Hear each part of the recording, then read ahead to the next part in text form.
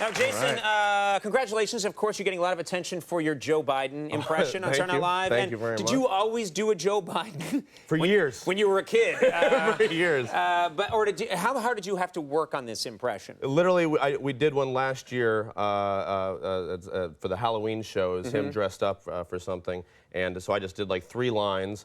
And then over the summer, when he was named the vice president nominee, I remembered that I was doing Joe Biden, that I had done him because I got texts from people at the show saying, hey, congrats. Yeah. I was like, congrats? Why? Oh, right, I do Joe Biden. Sure. So then I watched a lot of YouTube throughout this last week to sort of try to study him. Yeah. It's all the teeth.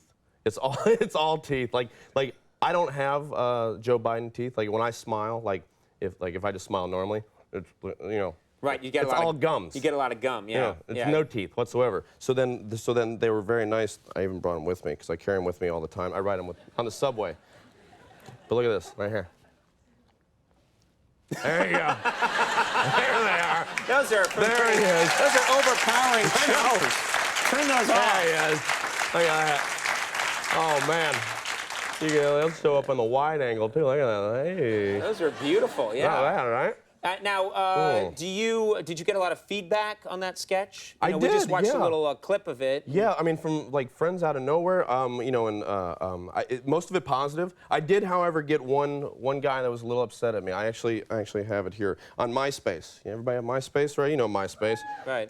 People can get a hold of you. People can get a hold of you and let you know their feelings. And what was it that bothered him? It was the run there about Scranton, Pennsylvania, about it being a jerkwater of a town. Is he from Scranton? Yeah, I'm guessing that's where he's from. But his name's Pete, and the subject, and this is real, this really happened, the subject was eat me. And then this is what he says. If you have a problem with Scranton, why don't you come out and say it to my face, you no talent hack. Fair hit. Yeah. I get a lot of these. Yeah, I believe it. Yeah. It's funny that I had to see the Scranton skit on the internet since I thought SNL was canceled years ago. Turns out it's still on, it just sucks. Why don't you take a long swim in the East River? Before you do, be sure to strap 200 pounds of bricks to your back before you jump in. But then he signs off, bite me, you piece of shit. Hey, look. Oh, you got him there? Yeah, there's Pete right there. There's Pete. Let's see Pete. Look at that. Oh. Nice look.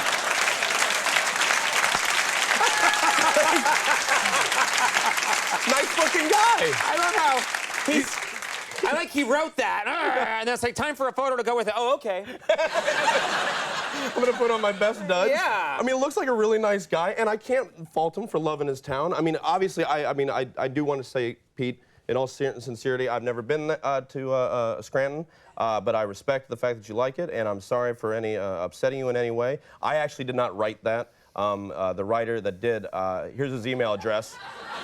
It's Scranton sucks big ones at. So best way to get best way, yeah, just go right to him. Go right to him. Yeah. His name's Petey. His name's Petey. Now, of course, Tina Fey getting a lot of attention for her Governor Palin. She's a great Governor Palin. Absolutely. No, I mean, she needs the dough. She had to come back. She needed She was desperate for that part. She didn't even look anything like her, but it's sad. No, it's fantastic. It's such a buzzsaw, as they say in the sports world, to be up there. It's so nerve-wracking. I was like, she's so great at it, and like looks just like her and sounds just like her, and it's such a fun take on her. And I was like, oh, I hope that this doesn't go as I'm thinking it might, where she says stuff and everybody laughs, and then I say stuff, nobody says anything, or not even looking at me, just waiting for her to talk again or something. It'd be awful. People love the teeth. They love the teeth. Now, I'm curious about something. Yeah. A lot of when I worked at Saturday Night Live years ago, one of the best things is all the cool people that would show up to do it. Here you are, you guys are satirizing a presidential campaign, and these people actually show up. Right. Have you gotten a chance to really meet or get to know Barack Obama or John McCain? Well, I don't know if I got to know him necessarily. I mean, I get it. Yeah. But no. That's what you said to them when you met them. It's okay, I got it. I don't need to shake your hand. I get it. No, it's all right. I get it. I met Barack Obama, that same sketch where I was dressed as Joe Biden. We met him there. Real nice guy. Good eye contact, good handshake. Looks good in a suit. Yep. And then check. Yeah, exactly. I got it. All 3 boxes checked. And then John McCain was on last year, and in between the dress show, which we do before the live show, there's a meeting in Lauren's office, and it's like 50 of us all sitting around. You may remember this. In a tiny room. People are like squeezed in. I sit on a stair, like a step just like this down here, really copying a squat, literally like it looks like I'm about to take a dump. And so I'm.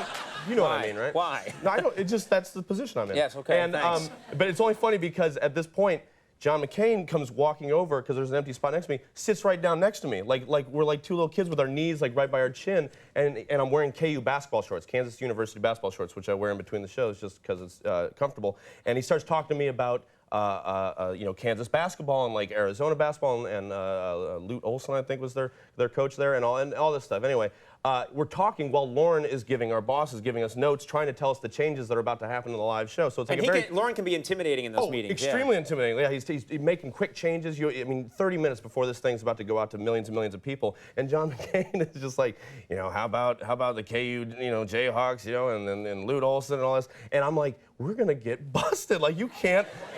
We're supposed to be paying attention, sir. But then I realized, I'm not gonna get in trouble. What's he gonna like? Lauren's not gonna yell at John McCain. I'm in the clear. Yeah. I was like, do you want to share what you're talking about with the rest of the class? I was like, we're talking about foreign policy. Leave us alone. Don't worry about it. We're figuring it out. Don't worry about your silly skits. Now, I wish I had been there for that. When I was a writer there, and again, this is a long time ago, back when it was, mostly a radio show, but I had, when I was a writer there, and I don't know if it's still the same, I had a legal pad, and I would write all my ideas down, and I was always carrying my legal pad around and looking through my legal pad to see what ideas, and a lot of those, you have it. I have a little tiny pad. Okay. This is what I use. Like, now, a lot of mine ended up being ideas that never got on the show. Yeah, that's what this is. Okay. This is mostly phone numbers and addresses, but every now and then, yeah, like here, what do we got here? Buy a bong talk show. I don't know. I don't even know what it means. It might be two separate thoughts. I don't know. It might be. We got, here's a catchphrase. I know that because it's in quotes. It says, "That's how I roll." Just a character that says, "That's how I roll" a lot. Again, this is why they're in the book and not on the show. Oh, here we go. See, this is a commercial. This must be it. Butt mouth. If your mouth is gonna act like a butt, then you gotta treat it like one. And you know what this was? This is for like toothpaste mouth wipes. Is this for Sound Out Live or an actual invention that you're thinking about? Either way, you really, if it's good enough, you can do both. Yeah. I think. It might actually be, oh yeah, that's a trademark. That must be a real item that I'm thinking about doing. There's a patent. I got a patent out on it. So you carry these around, and when you're in trouble at Sound Out Live, you pull that book out and you look for an idea. Yeah, in the last ditch effort. Yeah, absolutely. They would have a meeting on Monday nights at the show, and that's where you had to tell the host what your idea was. Right. And I don't know if it's still the same, but the writers never have any ideas on Monday nights. No. And they go to this meeting, and I always used to pretend. Every week, I said the same thing, which was insert the host's name into you own a dirigible, a Zeppelin. Right. And it's all about you owning a Zeppelin. But it was complete non-idea. Right. So it was like, George, and Lauren would say, what's your idea for George Wendt? Right. George Wendt, you own a Zeppelin. And then the next week, what's your idea for Donald Trump? Donald Trump, you own a Zeppelin. Yeah. And it was my way of getting through the meeting. And then I realized everybody was doing the same thing. Yeah. That no one starts to write that show till Friday morning. Absolutely. It's so true. Absolutely. And Donald Trump probably was like, I do own a lot of Zeppelins. Yeah. I don't see how that's funny. What's wrong with a billionaire having Zeppelins? His hair jumps off and scrambles off. Like, oh, no! Oh, man. Oh, here we go. What is the rest of your family, are they funny people? I think so, yeah. I mean, I find them to be really, very, very funny. Are they in comedy or are they in different professions? I have two younger sisters. One is a dancer choreographer here in town. And what kind of choreography and dance? Like drill teams, like dance teams for high schools, and then also like contemporary stuff, like you would see on like something like So You Think You Can Dance. Right. And then my youngest sister, Lindsay, is a nun. She's a nun. So, really? Yeah. Wow. Yeah. Okay. So I guess she's kind of an actor.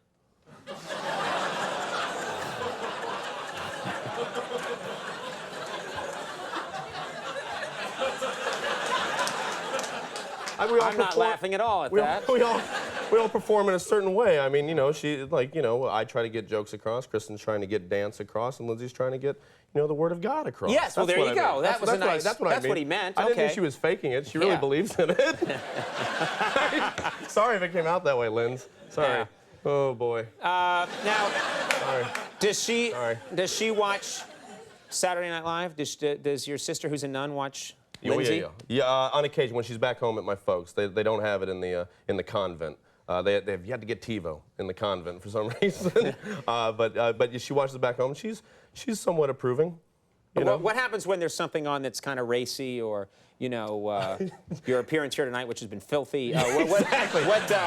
How does she respond? She breaks out the butt mouth wipes and tells me to wash up. No, she literally turns into like a 90-year-old nun and just gives me a little Jace. That's it. It's very really? good. Yeah, just tisk. Literally a tisk.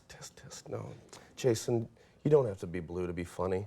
She's very sweet. And you say, no, I do. I do. I do. And then I pop in the teeth. And I go, hey, look at me. I don't know. She probably hangs out with Pete. Her do you think she helped Pete write that letter to you? Not with some of that language. No. I think Pete had his own help. We're going to hear from Pete. Trust me. There's a good chance of it. Saturday Night Live Weekend Update Thursday. Yeah. Airs live Thursday night, this Thursday night, yeah. at 9:30 on NBC. The show's doing great. Everyone's talking about it. Congratulations to you. You're a good man. Thanks for coming by. Likewise. Jason Sudeikis, everybody will be right back. Jenny Lewis.